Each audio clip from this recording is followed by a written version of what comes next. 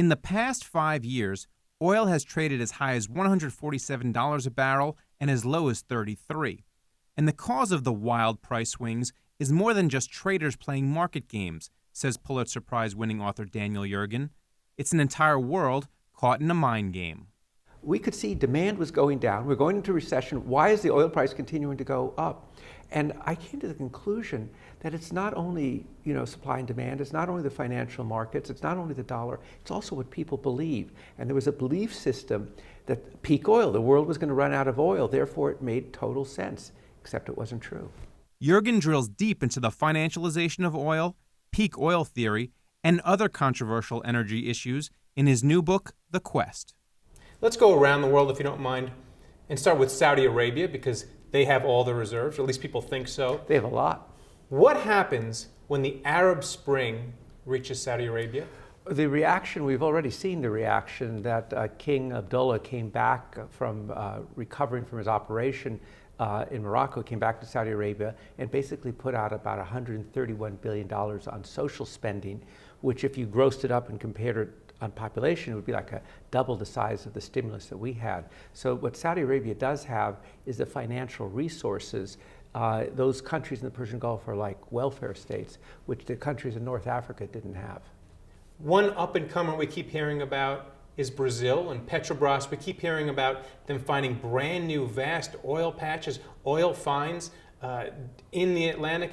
What kind of a player will Brazil be? Brazil is definitely the up-and-comer. It's amazing. In the book, I talk about how when Brazil started doing ethanol, the reason they did it is because they didn't have any oil. Now they've made these huge discoveries offshore. Petrobras is at the forefront in terms of deep water. And Brazil has the potential by 2020 to be producing twice as much oil as Venezuela, which we've always thought of as the sort of oil heavyweight of South America.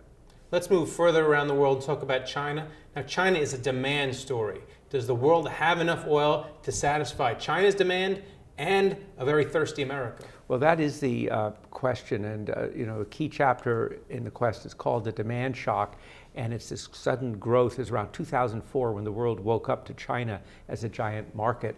And the Chinese, their economy grows fast, it needs energy. I was at a conference where the president of China spoke and he had three top issues. Energy is number one. So the Chinese are concerned about ensuring that they have the energy they need. At the same time, they know they have to become a lot more efficient in it. But you look at the growth of automobile population in China and you can see that their demand for oil is going to increase.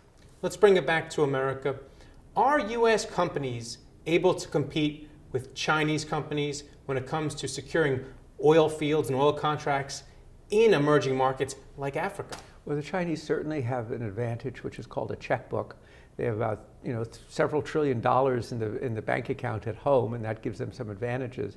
I think you need to keep this in perspective. All of the oil production of all the Chinese companies outside of China is less than one super major.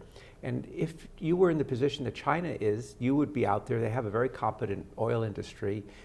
They still produce half of their oil. So clearly one has to be aware of this, and there are clearly places where Western American companies have said that they couldn't meet the Chinese terms. Their other thing is that the Chinese also have a taste for risk that others don't. If you look in Iraq, who's really big there? It's the Chinese who are willing to take the security risk. And as for America's quest for energy independence, Yergin says it's a long, tough road, but at least we are headed in the right direction. I think there is steady progress there, and as we have more efficient cars, we'll see more of that. So the question is, are we vulnerable or less vulnerable? And we actually seem to be in a direction where we're less vulnerable, but we're still, at the end of the day, there's one world oil market. If you have a big disruption somewhere, it's a disruption everywhere.